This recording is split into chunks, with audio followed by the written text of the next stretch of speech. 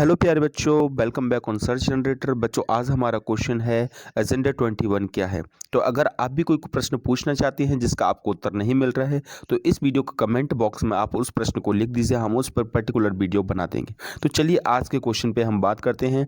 आज का प्रश्न है एजेंडा 21 क्या है। तो एजेंडा 21 को समझने के लिए हम सबसे पहले यहाँ पे देखते हैं। देखिए, संसाधन हम जानते हैं, संसाधन हमारी आवश्यकताओं को क्या करते हैं, पूरा करते हैं। लेकिन सभी देश, जब संसाधनों से क्या होता है, किसी भी देश का आर्थिक विकास बहुत जल्दी होता है तो सभी देश क्या है, संसाधनों को ज़्यादा से ज़्यादा प्रयोग करने लगे।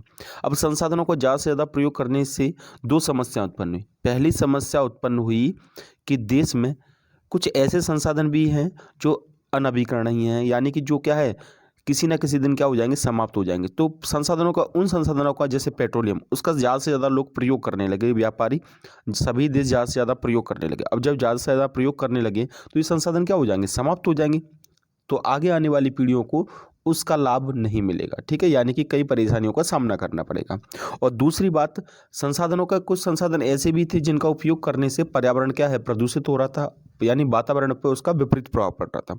तो इन सब समस्याओं से सुलझने के लिए सभी देशों ने मिलकर एक सम्मेलन स्थापित किया, ठीक है, एक सम्मेलन रखा। और वो सम्मेलन कब रखा, देखिए, तो इसका है यहाँ पे कि पर्यावरण संरक्षण और संसाधन विकास के लिए पहला पृथ्वी सम्मेलन जून सन 1992 में, यानी कि पर्यावरण संरक्षण मतलब पर्यावरण को बचाने के लिए और संसाधन विकास के लिए, इन संसाधनों का विकास करने के लिए पहला पृथ्वी सम्मेलन जून 1992 में ब्राजील के रियो डी जेनेरो शहर में संपन्न हुआ। तो आपको याद रखना है पहला पृथ्वी सम्मेलन कहाँ पे हुआ था, कब हुआ था। तो पहले आपको डेट याद रखनी है, जून 1992 में। और कहाँ पे हुआ था, ब्राज़ील में हुआ था। और ब्राज़ील का एक शहर है रियो डी जेनेरो, उसमें संपन्न हुआ था, ठीक है। इस सम्मेलन में 100 देशों के राष्ट्राध्यक्षों ने भाग लिया। कितने देशों के राष्ट्राध्यक्षों ने भाग लिया, 100 देशों के राष्ट्राध्यक्षों ने भाग लिया। तो ये बात आपको याद रखनी है, ठीक है। यहीं पे कॉन्सेप्ट आया था एजेंडा 21 का, ठीक है। सभी देशों ने सतत पोषणीय विकास के प्रस्ताव को स्वीकृत किया।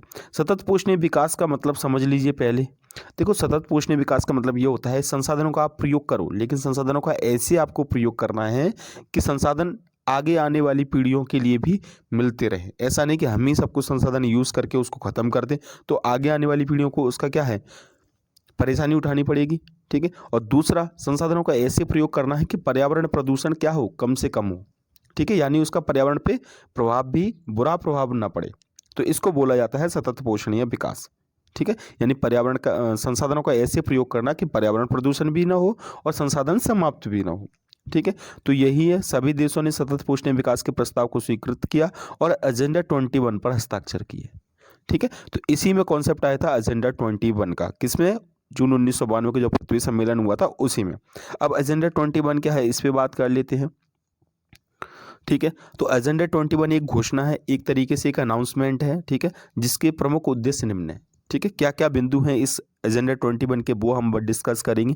तो देखिए क्या क्या पॉइंट है, वो सभी मैंने लिख लिए हैं। तो सबसे पहला पॉइंट है, सभी देश सतत पोषणीय विकास का पालन करेंगे। सतत पोषणीय विकास अभी हमने समझाया था, संसाधनों का अच्छे तरीके से, यानी कि नियोजित तरीके से प्रयोग करेंगे जिससे संसाधन आगे चलते रहें, और संसाधन, ऐसे संसाधनों का प्रयोग करेंगे जो वातावरण को प्रदूषित ना करते हों, ठीक है। तो सभी देश क्या करेंगे, सतत पोषणीय विकास का पालन करेंगे। दूसरा, सभी देश संसाधनों के विकास पर विशेष ध्यान देंगे, यानी कि और भी जो नए संसाधन उनके विकास में से एक दूसरे का सहयोग करेंगे तो संसाधनों का विकास होगा।